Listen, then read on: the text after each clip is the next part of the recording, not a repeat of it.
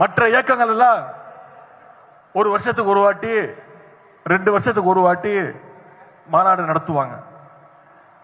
ஆனா திராவிட முன்னேற்ற கழகம் மட்டும்தான் சென்ற மாதம் திருவண்ணாமலையில் இளைஞரணி நிர்வாகிகள் சந்திப்பு, அதன் முன்பு பல்லடத்தில் மகளிர் அணி மாநாடு, இன்னைக்கு தஞ்சையில் மகளிர் அணி மாநாடு, மீண்டும் விருதுநகர்ல இளைஞரணி சந்திப்பு, அதன் பிறகு திருச்சியில மண்டல மாநாடுன்னு இப்படி மாசத்துக்கு ஒரு மாநாடு சந்திப்பு நடத்தி நம்முடைய இயக்கத்துடைய கொள்கைகளை, அரசினுடைய சாதனைகளை, தலைவருடைய சாதனைகளை தொடர்ந்து பேசிட்டு இருக்கிற ஒரே இயக்கம் நம்முடைய திராவிட முன்னேற்ற கழகம். நேற்றைக்கு தான் நம்ம எல்லாரும் மொழிப்போர் தியாகிகளுக்கு வீர வணக்கத்தை செலுத்தினோம்.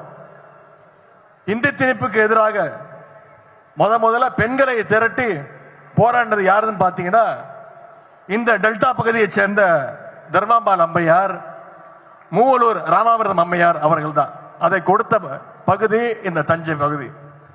அது மட்டும் இல்ல, தென்னிந்தியாவுடைய முதல் பெண் டாக்டர் கொடுத்தது இந்த டெல்டா பகுதி தான். டாக்டர் முத்துலட்சுமி அம்மையாரை கொடுத்த டெல்டா பகுதி. அப்படிப்பட்ட இந்த பகுதி தான் நம்முடைய முத்தமிழர் கலைஞர் அவர்களையும் கொடுத்தது. இந்தியாவிலே முதன்முறையாக பெண்களுக்கு குடும்ப சொத்துல சம உரிமை கொடுத்தது டாக்டர் கலைஞர். இந்தியாவிலே முதன்முறையாக காவல்துறையில பெண்களுக்கு சம வாய்ப்பை ஏற்படுத்தி கொடுத்தவர் டாக்டர் கலைஞர். இந்தியாவிலே முதன்முறையாக மகளிர் சுய உதவிக்குழுக்களை ஆரம்பிச்சு வச்சது டாக்டர் கலைஞர். இப்படி சொல்லிக்கிட்டே போலாம். இன்னைக்கு கலைஞர் வழியில நம்முடைய கழக தலைவர் அவர்கள் பெண்களுக்கு பார்த்து பார்த்து நம்முடைய ஆட்சியை நடத்திட்டு வராங்க. நம்முடைய தலைவர் அவர்கள் ஆரம்பிச்சு வச்சதுதான் விடியல் பயண திட்டம், காலை உணவு திட்டம், புதுமை பெண் திட்டம், கலைஞர் மகளிர் உரிமை தொகை திட்டம். இன்னைக்கு மாசம் 1,30,00,000 மகளிருக்கு கலைஞர் மகளிர் உரிமை தொகை கொடுத்துட்டு இருக்கார் நம்முடைய தலைவர் அவர்கள்.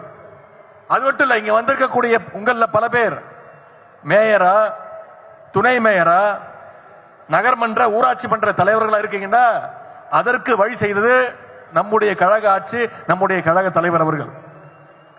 இப்படி மகளிர் முன்னேற்றத்திற்கு ஒட்டுமொத்த இந்தியாவுக்கே எடுத்துக்காட்டாக, வழிகாட்டியாக நம்முடைய தலைவர் அவர்கள் ஆட்சி செய்து கொண்டிருக்கிறார்.